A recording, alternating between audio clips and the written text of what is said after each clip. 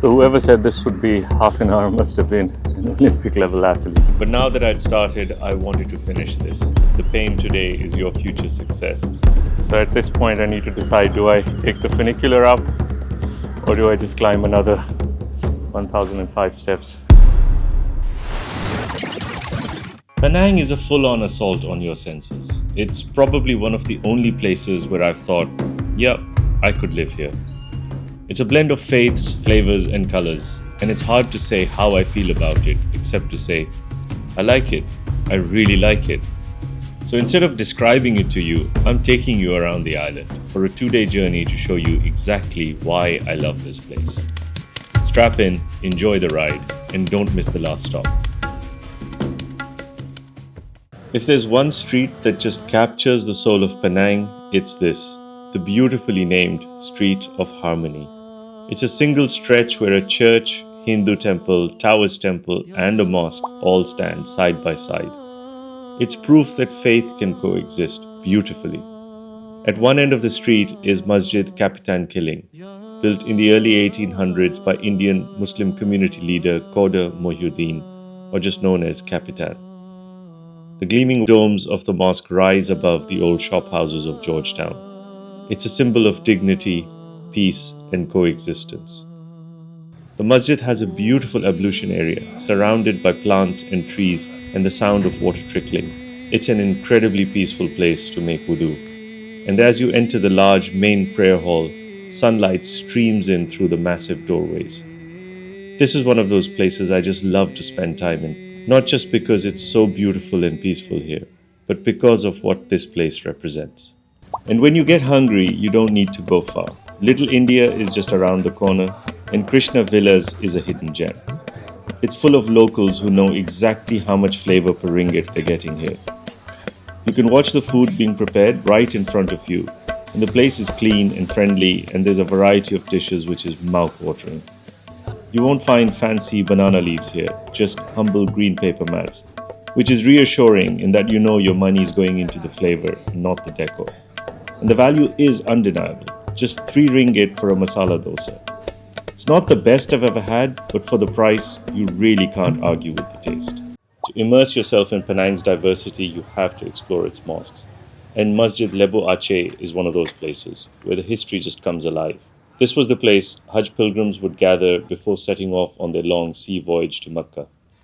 I can just imagine their excitement as they learnt the rituals and prayers and prepared for a journey that could take months or even years. Georgetown is a UNESCO World Heritage Site, but honestly, you don't need to know that this place is special. It's cool in that effortless kind of way which makes you feel cool just being here. It's iconic. Colorful umbrellas, the murals by artist Ernest Zakrovich, the steel rod sculptures, all those little details that make you reach for your camera and be a tourist. I promised myself I wouldn't do that, but I found myself handing my camera to a stranger asking for a photo. The number of interesting shops in Georgetown is just mind-boggling. But if there's one shop you have to see, it's the Heritage Cat Shop. Part antique store, part shrine to everything feline. If you love cats, this is a place you have to visit. 100. You have more than 100 cats. Oh, the 3 cats we get 4. It's easy to spend a whole day here, but Penang has so many sides that if you didn't leave Georgetown, you'd miss too much. After my full day in the city, I wanted to relax and headed to Batu Ferringhi beach. The vibe changes completely when you get here. It's families on the sand, you see kids building castles, there are even people fishing off the stone jetty, all as the sun goes down.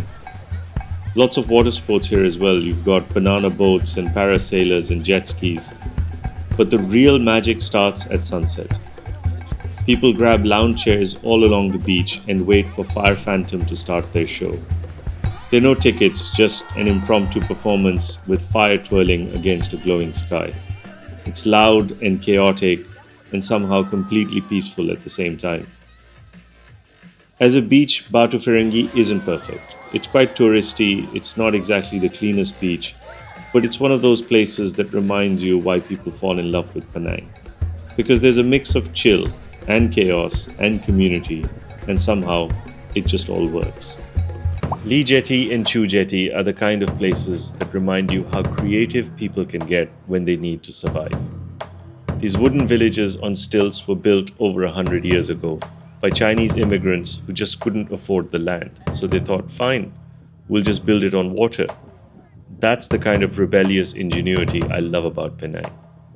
Each jetty belongs to a different clan, the Lees, Chus, and Lims. And walking through them feels like stepping into a time capsule.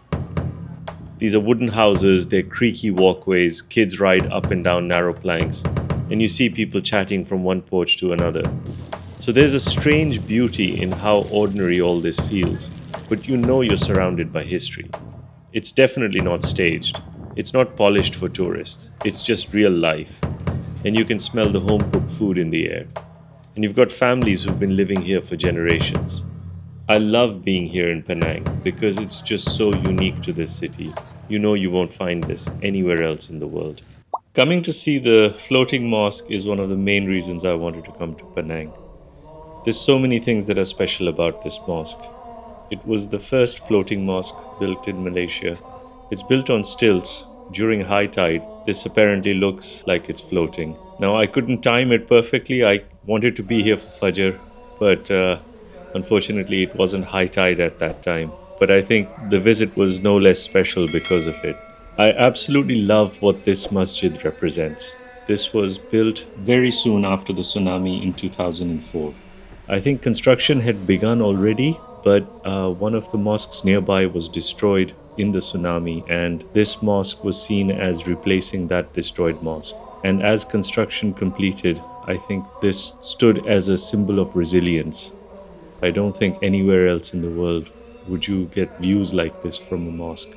And as the sun rises, the hues of blue and red and gold all mix together to make one of the most epic views at Fajr anywhere in the world. This was definitely one of the highlights of my visit. I absolutely loved praying Fajr here and just standing out, looking over the sea and seeing all the colors change. Alhamdulillah, it was one of the most peaceful moments of my visit.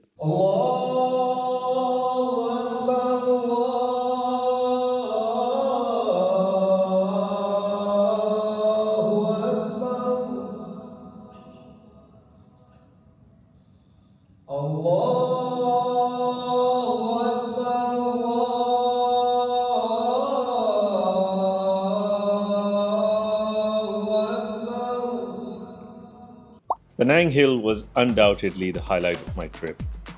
For some reason, I thought I could hike up there in under an hour. I think someone I'd met in the city had told me that it was possible. That didn't seem like too much of a challenge, so when I got to the base of Penang Hill, instead of taking the funicular, I decided to hike up there. There was a huge rush at the base of Penang Hill anyway to take the funicular, so hiking just seemed like the logical thing to do. Initially, it was just stairs and it seemed like something that was quite doable. I'm now on the trail, which goes right along the funicular. At first, it was a little bit confusing exactly which path to take up the hill, and after a couple of wrong turns, I finally found my way to the main stairs which led all the way up to the top of Penang Hill. It was really picturesque. Several people were climbing up, and they seemed to have hiking gear, special shoes, even walking sticks. But I was just in my regular old shoes with a pair of jeans and even carrying a backpack with my laptop in it. It started to dawn on me that this illusion I had that I could climb up there in an hour was definitely a mistake. I don't think this was possible in anything less than 3 hours. And speaking to other hikers, it became pretty apparent that this was going to be a grueling hike. So whoever said this would be half an hour must have been an Olympic level athlete, because I've been at it for about 40 minutes and there's still a long way to go. But now that I'd started, I wanted to finish this. On the way up, I saw this sign which said, "Stay fit is Sunnah. The pain today is your future success." And you know, it couldn't have been more timely. That's exactly how I felt. I was treating this as a way to complete the Sunnah and to stay fit. So at this point, I need to decide, do I take the funicular up or do I just climb another 1005 steps? But the view from here is just incredible. Totally worth it. Alhamdulillah. Can hardly believe I decided to do this, but Inshallah, going to do the rest on foot as well. Bismillah.